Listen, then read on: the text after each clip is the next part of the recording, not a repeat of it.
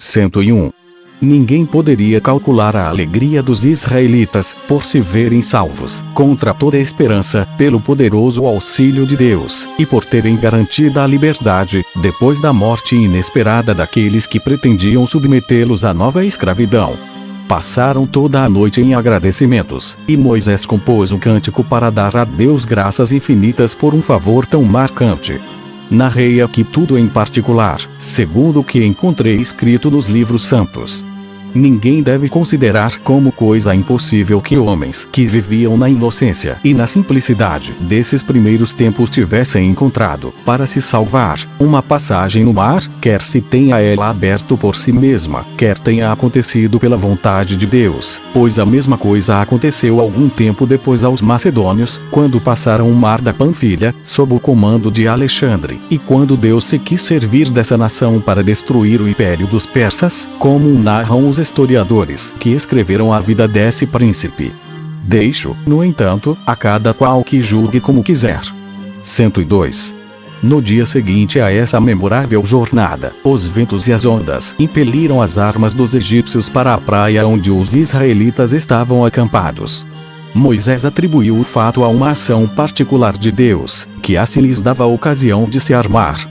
Distribuiu-lhes todas as armas e, para obedecer à ordem de Deus, levou-os para o Monte Sinai, a fim de oferecer a ele um sacrifício e presentes, como sinal de gratidão pela milagrosa salvação que lhes concederá. Livro 3, capítulo 1. Os israelitas, oprimidos pela fome e pela sede, querem apedrejar Moisés. Deus torna doces as águas que eram amargas, envia ao campo codornizes e maná e faz brotar da rocha uma fonte de água viva. 103. A alegria que sentiram os israelitas por se verem livres, pelo poderoso auxílio de Deus, quando menos o esperavam, foi perturbada pelas grandes dificuldades que encontraram a caminho do Monte Sinai, pois essa região era deserta, e a terra, muito seca e estéril, porque não tinha água. Assim, não somente os homens, mas os próprios animais não encontravam água para beber. Dessa forma, quando terminaram as provisões que haviam levado, por ordem de Moisés, foram obrigados a cavar poços, com grande dificuldade, por causa da dureza da terra. No entanto, encontraram tão pouca água que não lhes era suficiente, e era de tão mau sabor que não a podiam beber. 104. Depois de andar tanto tempo, chegaram certa tarde a um lugar chamado Amargo, por causa do amargor das águas. Tinham falta de víveres, mas, como estavam muitíssimos fatigados, ali se detiveram de boa mente, porque encontraram um poço, o qual, embora não fosse suficiente para tão grande multidão, dava-lhes a esperança de poder aliviar um pouco as suas necessidades, e porque lhes haviam dito que não mais encontrariam água em todo o resto do caminho. Mas a água era tão amarga que nem os homens, nem os cavalos e nem os outros animais a puderam beber. Esse fato tão lastimável causou desânimo ao povo e grande sofrimento a Moisés, porque os inimigos que precisavam combater não eram dos que se podem debelar com uma valorosa resistência. A fome e a sede sozinhos reduziram aquela multidão de homens, mulheres e crianças ao último extremo da vida. Moisés não sabia que de liberação tomar e sentia também os sofrimentos dos outros como se fossem seus próprios, porque todos recorriam a ele. As mães pediam que tivesse pena das crianças, os maridos, que tivesse compaixão das esposas, e cada qual rogava-lhe que procurasse uma solução para tão grande mal. Em tão premente necessidade, dirigiu-se a Deus para obter de sua bondade que tornasse doces as águas que eram amargas.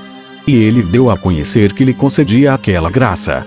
Moisés tomou então um pedaço de madeira, que partiu em dois, e, depois de os haver lançado ao poço, disse ao povo que Deus escutara a prece deles e tirava daquela água tudo que nela existia de ruim, contanto que fizessem o que lhes determinava. Perguntaram o que precisavam fazer, e ele ordenou aos mais robustos que tirassem uma grande porção de água do poço, garantindo-lhes que a que lá ficasse seria boa para beber. Eles obedeceram e tiveram em seguida a realização da promessa que lhes fora feita. 105. Êxodo 16. Partindo desse acampamento, chegaram a um lugar de nome Elim, que de longe lhes parecerá bastante vantajoso, porque avistavam palmeiras. Delas, porém, lá encontraram apenas umas 70, e ainda muito pequenas e pouco carregadas de frutos, por causa da esterilidade da terra. Encontraram também umas 12 fontes, mas tão reduzidas que, em vez de correr, apenas destilavam. Fizeram pequenos regos para recolher a água, mas quando cavavam as fontes, encontravam lama em lugar de areia e quase nada de água. A grande sede que o povo sofria, bem como a falta de víveres, que foram consumidos em 30 dias, causou-lhes tal desespero que esqueceram todos os favores de que eram devedores a Deus e o auxílio que haviam recebido de Moisés.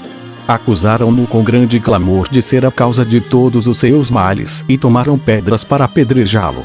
Esse homem extraordinário, ao qual a consciência nada reprovava, não se admirou por vê-los tão exaltados contra ele, mas, confiando em Deus, apresentou-se a eles com um semblante em que a majestade de Deus imprimia respeito e disse-lhes, com aquela maneira de falar que lhe era habitual e tão própria para persuadir, que não deviam, pelo que estavam sofrendo, esquecer as obrigações que deviam a Deus, mas, ao contrário, tivessem diante dos olhos as tantas graças e favores com que ele os havia acumulado, quando menos os podiam esperar de sua bondade, e a continuação de seu auxílio, que havia mesmo motivo para crer que ele permitira que fossem reduzidos a tal extremo a fim de experimentar-lhes a paciência e a gratidão e saber qual dos dois fazia mais impressão em seu espírito, se a tristeza dos males presentes, se o ressentimento pelos bens passados, que, havendo saído do Egito por ordem de Deus, deviam precaver-se para não se tornarem indignos de seu auxílio, pela ingratidão e pelas murmurações,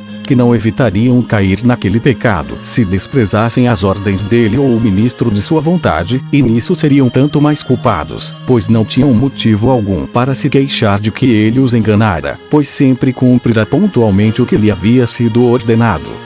Falou-lhes em seguida sobre as pragas com que Deus ferira o Egito, quando os egípcios procuravam retê-los, contra a vontade dele, como as águas do Nilo, mudadas em sangue para os inimigos, e tão infectadas que esses não a podiam beber, fora conservada para eles com a sua qualidade usual. Como um mar, tendo-se dividido em dois, para favorecer-lhes a retirada, permitiu-lhes chegar em segurança ao outro lado, enquanto os seus inimigos, querendo persegui-los pelo mesmo caminho, foram sepultados pelas ondas. Como, encontrando-se sem armas, Deus as concedeu em abundância. Enfim, como, por meio de diversos milagres, ele os retirara tantas vezes dos braços da morte. Assim, se ele se mostrara sempre tão poderoso, eles não deviam desesperar de seu auxílio, mas suportar pacientemente tudo o que permitia lhes acontecesse e não considerar a sua ajuda como demorada, não ocorrendo tão prontamente como desejavam. Não deviam também imaginar que Deus os abandonara no estado em que se encontravam, e sim persuadir-se de que ele queria experimentar a confiança e o amor deles pela liberdade e saber se a estimavam o suficiente para conquistá-la pela fome e pela sede ou se preferiam o jugo de vergonhosa servidão, que os submeteria a senhores que os alimentariam como animais para deles obter apenas o trabalho. Quanto a ele, nada temia por si mesmo, pois a morte que sofreria injustamente não lhe poderia ser desvantajosa. Mas temia por eles, porque não lhes poderiam tirar a vida sem condenar o proceder de Deus e desprezar os seus mandamentos. 106. Essas palavras fizeram-nos refletir, e as pedras caíram-lhes das mãos. Arrependeram-se do crime que queriam cometer, e Moisés, considerando que não era sem razão que o povo se rebelará, mas que a necessidade os havia levado a isso, julgou dever implorar por eles o auxílio de Deus. Subiu uma colina para rogar-lhe que tivesse compaixão de seu povo, o qual não podia esperar outro auxílio, senão somente o dele, e lhes perdoasse a falta que a fraqueza humana, em tal conjuntura, os levara a cometer. Deus prometeu atendê-lo e dar-lhes auxílio imediato. Depois de uma resposta tão favorável, Moisés foi procurar o povo, o qual, julgando pelo brilho que transparecia em seu rosto que Deus havia escutado a oração, passou imediatamente da tristeza para a alegria. Moisés declarou que lhes anunciava da parte de Deus a salvação e o término de seus males. Logo depois, uma grande multidão de codornizes, aves muito comuns no estreito da Arábia, atravessou esse braço de mar. Cansadas de voar, caíram no acampamento dos hebreus.